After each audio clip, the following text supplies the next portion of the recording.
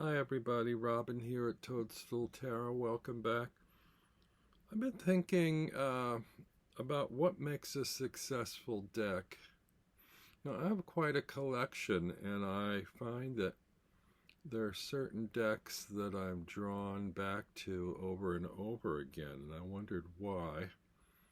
So I sat down with a little pad and pen and made a list of elements about a deck that add up, I believe, to making it, say, more successful than others. Now, the first point on my list I call tactiles, which involves the size. The card size needs to be right. The shape of the card needs to be right. The texture or thickness of the card, the stiffness, the flexibility, shuffleability. That involves the weight of the card or thickness of the card. And finally, the smell of the card. These are all elements that, in handling the cards, add up to whether it's a joyful deck just to touch and hold and use. The second point on my list is image. The images need to engage but not overwhelm. They need to be easy on the eye. There needs to be clarity to the images, and they need to have a pleasing palette. In other words, when you look at them, they don't exhaust you to look at. There's a comfort level in looking at the images. Is the line work sharp and crisp? Are the colors attractive to you or put you off, Next point is symbology. Is the symbolism relatable and engaging, but not puzzling or confusing?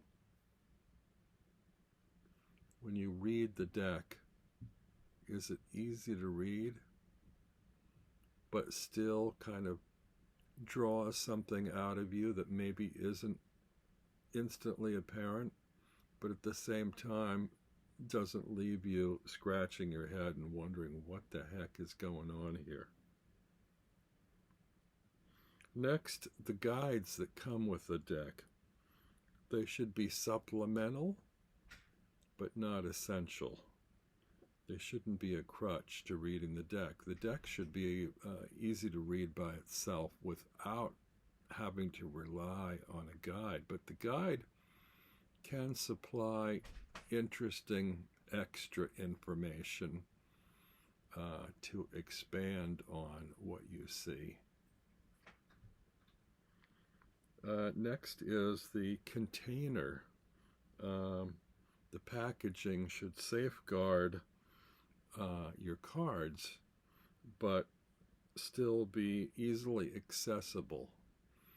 So, tuck boxes sometimes are problematic to get open, and cards get bent trying to stuff them in. They're too snug. The inner flap, damages cards, or maybe you keep them in a tin or a bag or a lift-off box. Whatever way you happen to store them needs to keep them safe and, durable and protected, and not risk damage to the cards or not keep you from wanting to even take them out of the container. They should hold your cards safely and securely, but make you reach for that deck without thinking, oh, I've got to open that tuck box, or oh, I've got to unwrap that packing to get to the cards. Next, the system. Whatever system you're working with, whatever the deck is, it needs to be a system you're comfortable in using. You need to have a comfort level with the system. And next is theme. The theme of the deck, if it has a theme, it should be expansive but not limiting. Can it be used for only certain kinds of readings, or is it an all-rounder? If you can use it for all kinds of readings, you might be more tempted to reach for that deck than one that's specific to holidays or seasons or, romance readings or whatever may be. Those are good for those particular readings, but not good for other kinds of readings. So anyway, all of these I think will help you want to reach for a deck, and I believe these are elements that make for a successful deck. When I add up all of these and reflect on the decks in my collection, I find the ones that tick all these boxes are my favorite decks, the most successful for me. So I'm curious to see what you might put on your list, or what makes a successful deck for you. Maybe even point out certain things that keep it from being successful for you. I'm curious to see how you respond to this hashtag, so please use the tag so I can check back and see what everybody else has to say. Thanks, and I'll see you next time.